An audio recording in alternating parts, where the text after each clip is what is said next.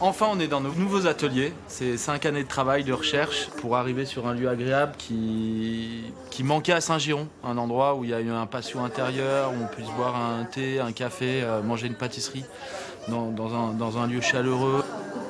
Martin de Monjabot, gérant de la SCOP aux Ateliers de la Liberté. Ce projet bâtiment, il était en parallèle du projet de la création de la SCOP. Pour moi, c'était plus que cohérent de passer sur une structure entrepreneuriale qui soit coopérative. De faire du bio de manière équitable et de passer en coopérative, pour moi, tout avait un sens et l'un ne va pas sans l'autre. Une SCOP, c'est un homme ou une femme, une voix, indépendamment du nombre de parts qu'on a. Et donc, en fait, c'est sûr que c'est une structure qui amène... Enfin voilà, il faut coopérer, il faut parler, il faut discuter, ainsi de suite. Mais moi, je trouve que c'est une très grosse force. Quand on est tous d'accord, on y va tous ensemble et c'est une énorme force collective aussi.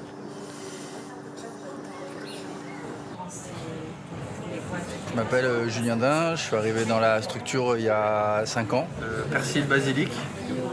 J'ai participé un peu au cœur de l'activité qui était de confectionner des biscuits. Et puis il y a eu une grande étape qui a été le passage en SCOP.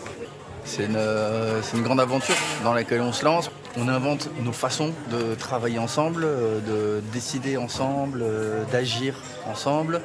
Chacun d'entre nous est capable de pouvoir sortir de son poste, de son cadre de travail pour pouvoir aller suppléer là où il y a un peu plus de tension dans le travail ou un collègue qui part en congé, etc.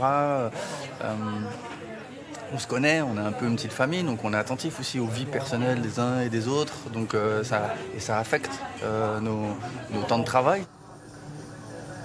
J'ai beaucoup participé à la conception technique du lieu. J'ai vraiment vécu, je dirais, la naissance de ce bâtiment pleinement. Et là, je rebascule dans mon métier premier, qui est celui de cuisinier, où j'installe avec mon collègue Jean-Jacques du coup toute la gamme salée. On part de zéro quasiment. Il faut trouver les fournisseurs, trouver un peu nos habitudes de travail, concevoir aussi un peu le prix, l'accessibilité, garder la qualité, trouver un équilibre là-dedans. Voilà, c'est pas simple, c'est pour ça que c'est intéressant. Je suis rentré dans cette entreprise il y a à peu près un mois. C'est des gens que j'ai rencontrés en partenariat, je travaillais avec eux sur la réinsertion pour des jeunes, sur la cuisine, sur la restauration, sur les métiers de bouche. Je m'appelle Jean-Jacques Ruspini. On cherche surtout à permettre à des jeunes qui ont envie de faire ce métier de pouvoir s'épanouir dedans dans un contexte bienveillant. Parce qu'aujourd'hui, ce métier n'est pas facile. Et si le contexte est bienveillant, ça permet aux jeunes de pouvoir s'épanouir et de pouvoir après transmettre lui par la suite. C'est un métier de partage, d'échange, où on ne se ment pas, où on ne fait pas semblant. Et ensemble, on crée quelque chose. Et c'est une émulation hyper enrichissante. C'est ce que je recherche en fait, le côté humain.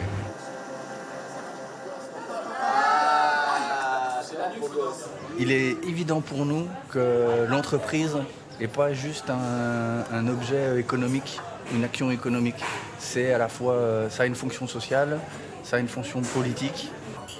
Tout ça, c'est les fonctions d'une entreprise qui ne sont pas tout le temps perceptibles dans le produit final, mais qui font partie des responsabilités que doit prendre une entreprise.